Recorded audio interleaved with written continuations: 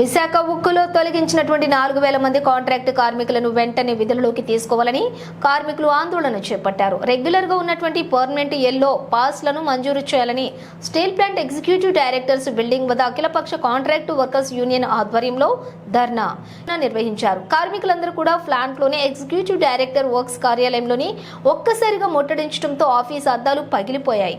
కార్మికులందరికీ yellow pass మాత్రమే ఇవ్వాలని అన్నారు. కాంట్రాక్ట్ కార్మికులను తొలగిస్తే ఉద్యమిస్తామని హెచ్చరించారు.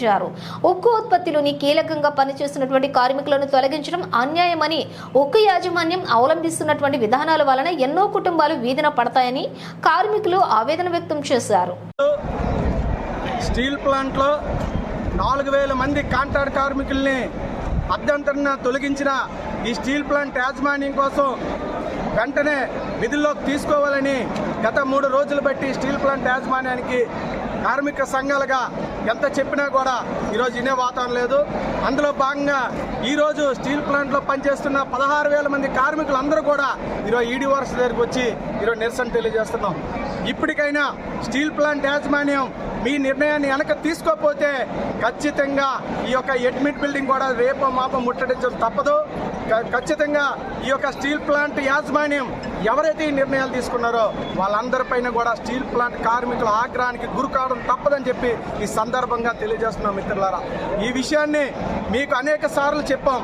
4000 కుటుంబాలని ఈరోజు రోడ్డును పడసేసే సందర్భం ఎవరు తీసుకున్నారు? ఈ నిర్ణయం ఈ యొక్క మీకు ఎవరిచ్చారు?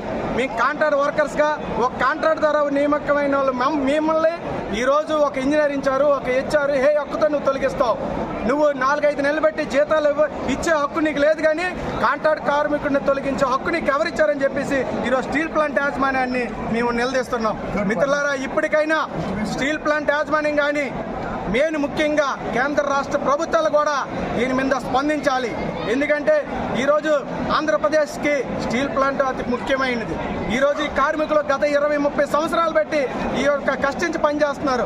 అలాంటి స్టీల్ ప్లాంట్ని కార్మికుల్ని ఈరోజు అభ్యంతరణ 4000 కుటుంబాన్ని రోడ్డును పరిశీలించే దుర్మార్గమైన ఆలోచన ఈరోజు స్టీల్ ప్లాంట్ యాజమాన్యం తీసుకుంది. ఈ తక్షణమే మీరు వెనక తీసుకోకపోతే రేపొద్దున్న బంగ్లాదేశ్లో ఏ విధంగా అయితే జన ఆగ్రహానికి బంగ్లాదేశ్ ముట్టడించారో ఆ ఆగ్రహానికి ఈరోజు వైజాగ్ కూడా ఉట్టంగిపోద్దని చెప్పి సందర్భంగా మీకు తెలియజేస్తున్నాం. ఇమ్మీడియట్లుగా 4000 మంది పాసులన్నీ కూడా వెనక తీసుకొని యథావిధిగా పనులు కొనసాగించాలని చెప్పేసి మేము కార్మిక సంఘాలుగా మేము విజ్ఞప్తి చేస్తున్నాం. అంతేకాదు అతి ముఖ్యంగా నిర్వాసితులు కూడా ఇక్కడ ఉద్యోగాలు కల్పిస్తానని చెప్పి ఇంటర్వ్యూలు పెట్టి కలెక్టర్ ద్వారా ఇంటర్వ్యూలు పెట్టి ఈరోజు జాయిన్ చేయడం జరిగింది. వాళ్ళకి కూడా ఎటువంటి ఇన్ఫర్మేషన్ లేకుండా అభ్యంతరాన్ని తొలగించడం జరిగింది. ఇది చాలా దుర్మార్గం. ఈ హక్కు మీకు ఎవరిచ్చారు?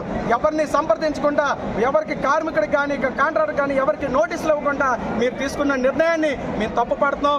ఈరోజు ఎటువంటి కార్మికుడికి కానీ స్టీల్ ప్లాంట్ యాజమాన్యానికి కానీ ఎవరికి ఆపద జరిగినా దీనికి ప్రభుత్వం కుట్రగా భావిస్తాం. దీనికి స్టీల్ ప్లాంట్ యాజమాన్యమే సమాధానం చెప్పాలని చెప్పి సందర్భంగా తెలియజేస్తూ ఇప్పటికి ఈవినింగ్ దాకా ఈ ఉద్యమాన్ని కొనసాగిస్తాం. ఈవినింగ్ తర్వాత మా భవిష్యత్ కార్యాచరణ కూడా ముందు పెడతాం. నిర్ణయాలకు కానీ ఈవినింగ్ లోపు కానీ నిర్ణయం వెనక్కి తీసుకోకపోతే ఖచ్చితంగా మేము అడ్మిట్ బిల్డింగ్ ముట్టడికి కూడా మేము పిలుపునిస్తామని చెప్పి సందర్భంగా తెలియజేస్తున్నాం.